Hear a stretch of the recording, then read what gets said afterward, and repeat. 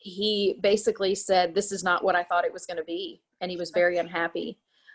He missed his family, and yeah, it was really hard. We do see, you know, in the upcoming episode that you said, you know, he does finally get approved for the K1 visa. And so, I mean, what was that process for you guys like, and how long did it actually take for it to get approved? It really wasn't that long of a process. In fact, it was kind of, you know, the process leading up to it was a little bit involved and took a little bit longer than we were expecting. But once we got all the paperwork in, I mean, it still took longer than we wanted, but unfortunately I've done this before, and it was a lot shorter process than I was expecting it to be. So yeah, so it wasn't too bad. Did COVID or anything have anything to do by complicating that at all, or no?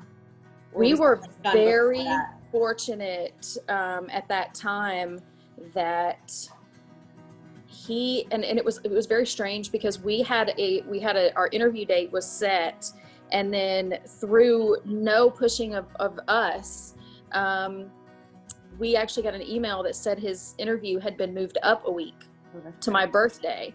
And we didn't do anything for that. We're not sure why that happened, but had that not happened, he would not be in America. He would not have come when he did, because he got here and within 2 days COVID hit and everything was locked down. So we just made it in under the wire at that time. Has it been a difficult transition for him as well, not being around his family?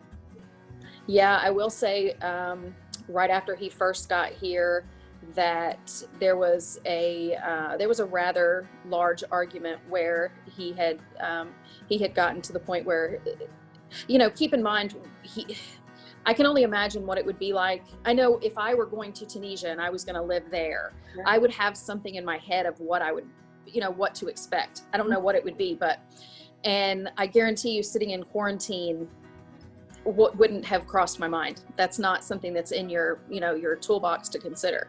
So he's never been married before. He's never been in a long-term relationship before.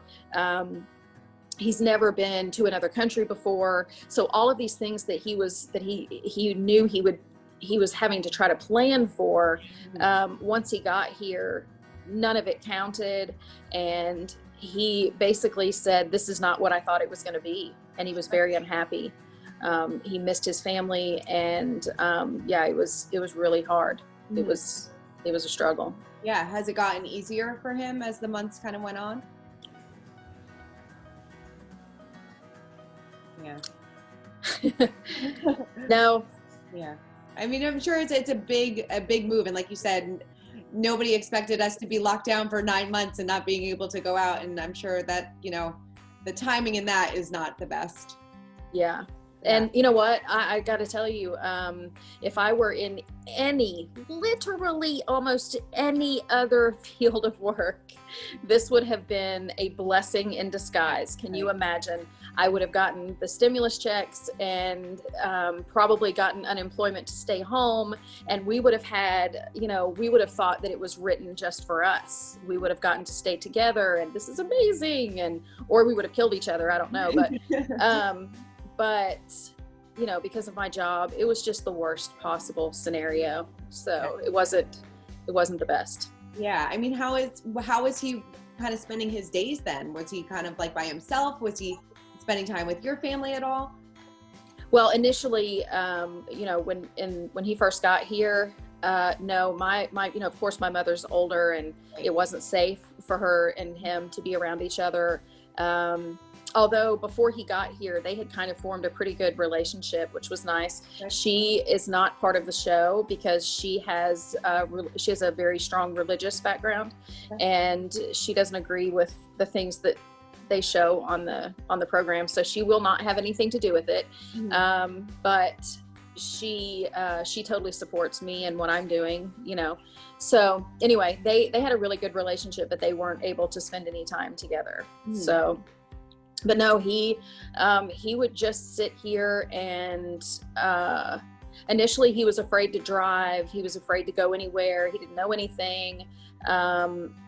and he just sat here. It was really bad. What were you most excited to show Zied, when he came to the United States? Did you have any experiences that you wanted to share? Obviously, I know he came at a time where you can't really go out and explore that much, but was there something that was on your to-do list that you were so excited to share with him? Well, you know what? Unfortunately, when he first got here, we had plans. I wanted to take him to Miami. I wanted to take him to New York City. We had hoped to try to go to LA and do some real travel and as much as possible. But with COVID hitting, there really wasn't much that I could do. And it's sad because the time that I spent in Tunisia was a whirlwind. We got to do so much. I got to see so much of the city and a lot of that, once in a lifetime experiences. And I can't do the same for him because of COVID. So it's been kind of a letdown, unfortunately.